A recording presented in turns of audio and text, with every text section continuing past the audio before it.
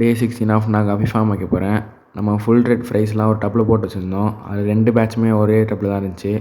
இப்படியே விட்டா second பேட்சுக்கு growth சரியாக வரான்னு சொல்லிட்டு எல்லாத்தையும் பிடிச்சி செப்பரேட் பண்ண ஆரம்பிச்சிட்டோம்.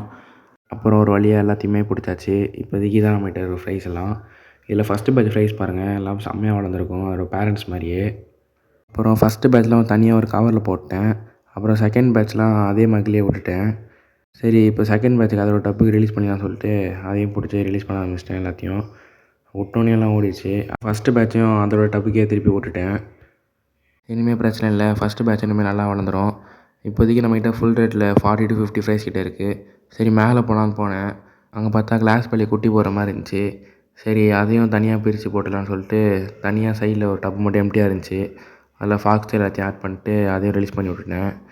அது கொஞ்சம் செட் ஆக டைம் ஆகும், 2-3 டேஸில் போட்டுரும். அப்புறம் எப்பயும் போல் எல்லா ஃபிஷ்ஷுக்கும் ஃபீட் பண்ணியாச்சு. இன்றைக்கான வீடியோ அவ்வளோ தான். டே 17 பார்க்கலாம். தேங்க்யூ.